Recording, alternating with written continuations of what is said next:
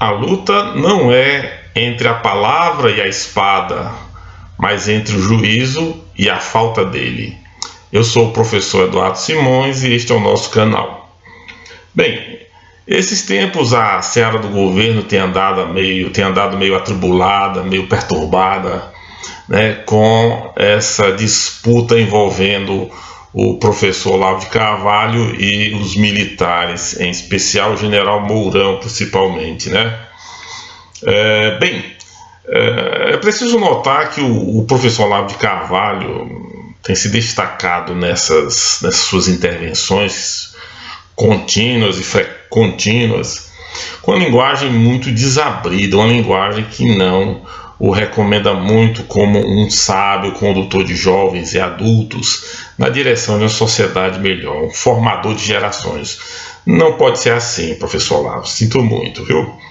O discurso do Olavo é complicado, porque de um lado fica a questão, o que é afinal que o professor Olavo de Carvalho quer?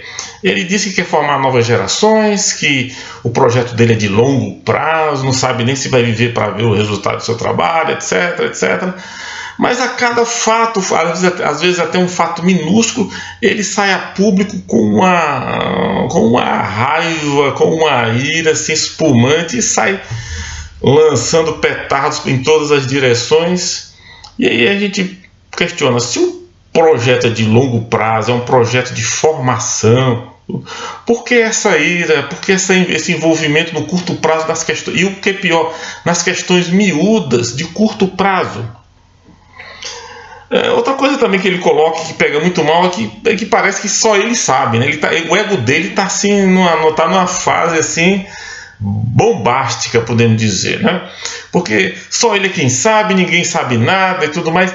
Se é assim, se o professor Olavo sabe tanto, acalme-se, permaneça na segurança do seu conhecimento e ignore a nossa pobre ignorância, professor Olavo. Não adianta contaminar as pessoas com temores infundados ou com palavras ou com uma autopromoção exagerada que só vai redundar em prejuízo para o seu autor.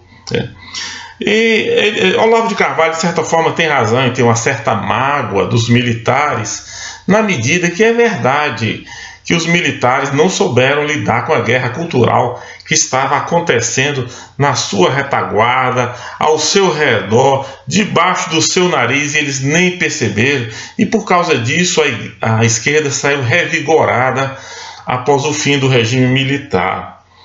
Mas é preciso também considerar que no Brasil não havia um regime liberal de fato. Os liberais brasileiros ainda estão em formação, é uma classe nascente hoje em dia. Imagine naquela época, o que havia eram oligarcas, oportunistas, setores agrários atrasados, pensando apenas em retornar aos velhos privilégios.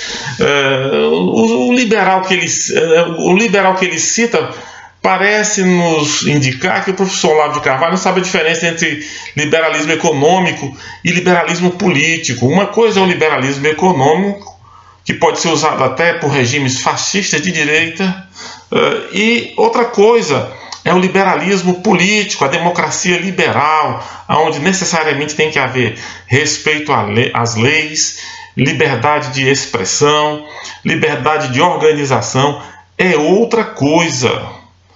Normalmente, onde há democracia liberal, há liberalismo econômico, mas nem sempre onde há liberalismo econômico, há democracia liberal. E assim são os liberais, entre aspas, brasileiros do passado, né, que propugnavam medidas econômicas liberais, mas em termos políticos agiam como se fossem imperadores, como se fossem ditadores, sonhavam em colocar uma coroa sobre a cabeça, sonhavam em ditar regras à sociedade e mandavam calar, inclusive pela força, quem se opusesse ao seu projeto.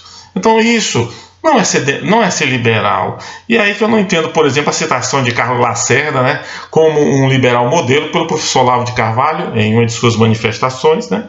Uma vez que o Carlos Lacerda realmente foi um grande administrador, um orador brilhante, como todo mundo reconhece, mas o Carlos Lacerda esteve por trás de todas as maquinações anticonstitucionais, ilegais, ao longo dos anos 50 e 60, quase sempre com a ajuda de militares golpistas daquele tempo, daquela época. Isso não é atitude de um liberal, me desculpe, o professor Olavo de Carvalho, isso é atitude de um oligarca, de um homem atrasado, de um reacionário, não de um liberal no pleno sentido do termo. Então, nesse sentido, quando os militares saíram cortando a cabeça de toda essa gente que hoje, que alguns reputam como liberais, na verdade, estavam cortando antigas oligarquias, inclusive a influência maléfica que aquela verve excessiva de Lacerda, aquele envolvimento excessivo de Lacerda com setores militares, causava nas Forças Armadas. Esse movimento do Lacerda sempre cercando os militares, pedindo ajuda para alçá-lo ao poder, dividia as Forças Armadas, prejudicava as Forças Armadas. Foi isso que os militares perceberam, que o Lacerda era um elemento divisionista, que ele não ajudava a aglutinar a corporação. Isso poderia criar problema. E aí acabaram afastando, depois que ele teve a pachorra, inclusive, né, de se unir a Juscelino Kubitschek e a João Goulart no Uruguai para formar a Frente Ampla. Uma grande desfaçatez desse pseudo-liberal.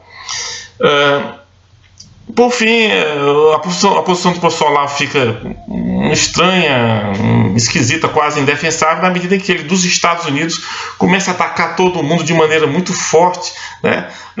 Ninguém vai até os Estados Unidos começar um processo de difamação e calúnias, não é? Custa muito caro, né? Então o Olavo de Carvalho fica muito naquela posição de um cara que está numa torre inalcançável, atirando nas pessoas que estão aqui embaixo.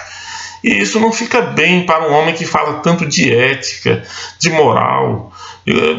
Seja mais, o que eu diria do professor Olavo de Carvalho, calma, seja mais tranquilo nas suas colocações, pode colocar suas verdades, mas faça de uma maneira mais compatível com a grandeza do seu trabalho até agora, né? E respeitando a situação da frágil democracia brasileira, né? E do começo desse novo governo que está tentando tirar o país de uma enrascada de décadas de esquerdismo estéril, vazio, sem sentido. Agora, os militares estão agindo com muita prudência e preferiram não responder aos últimos ataques de Olavo de Carvalho, e com isso fizeram, acho, muito bem. Estão agindo com calma, com determinação, estão pensando no Brasil. Realmente não é o momento de ficar de bate-boca, trocando bate-boca com uma pessoa que nem está aqui no Brasil, está no exterior, falando mal, paciência. Eles têm que pensar no Brasil. Eles estão aqui no Brasil e têm que resolver os problemas nossos aqui do Brasil. Inclusive parece que eles estão com uma séria intenção de melhorar a imagem da corporação, tentando fazer uma espécie de contrapeso e suave oposição a certos elementos, né, do governo Bolsonaro, porque eles estão dando o suporte que o Exército está dando, que as Forças Armadas estão dando. Este governo é muito grande. O sucesso desse governo vai redundar em melhora da imagem das Forças Armadas. E o fracasso desse governo também pode redundar em grave prejuízo às Forças Armadas. Elas, portanto, são parte interessada no sucesso desse governo. E por isso procuram acalmar as crises, agir com muita calma e prudência, inclusive porque sabem que o chefe da nação, o capitão Jair Bolsonaro, é um homem famoso pelo seu pavio curto, pelas suas declarações intempestivas e tudo mais, que isso não pode realmente ser a linha condutora desse governo, né? Então, o Exército, ou melhor, as Forças Armadas, mais uma vez, atuam como um elemento pacificador, como um elemento moderador dentro do governo. E nesse sentido veio o papel do general Mourão, né, que alguns olavistas estão ficando assim muito angustiados por causa disso, mas eu acho que talvez o posicionamento do Mourão não seja tão assim digno de reprovações como essas pessoas colocam. ele parece mais, em função das declarações que tem feito, como se estivesse sendo um candidato gestado ali nos bastidores. Ele às vezes, ele atenua as declarações mais duras do governo, principalmente em relação ao seu passado, né? Mas às vezes também parece que ele fala demais. Ele parece que às vezes sai do script e avança, dando a entender que estaria fazendo até uma oposição conceitual ao governo Bolsonaro. Mas eu pergunto, será que isso está acontecendo? O governo está tão calmo, tão tranquilo, o Bolsonaro está tão calmo. Será que isso está acontecendo a revelia do governo que se sabe, do que o governo sabe? Ou pode ser também que isso esteja acontecendo de forma proposital, com conhecimento do governo, preparando tanto uma manobra diversionista para tirar o foco de cima das discussões muito graves que tem que ser feito agora, principalmente na questão da Previdência.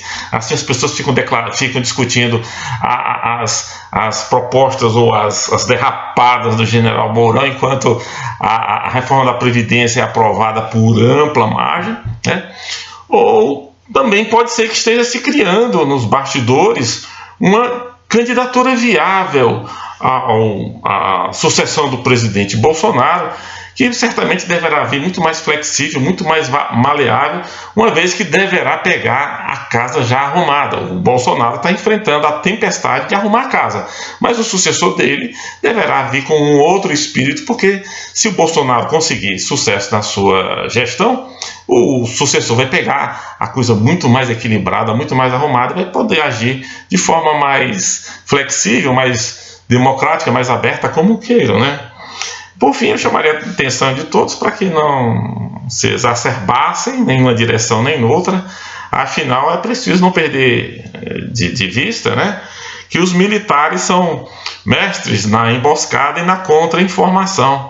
É possível que tudo isso que esteja acontecendo não seja nada disso que nós estejamos pensando, ou a maioria está pensando. Muito obrigado.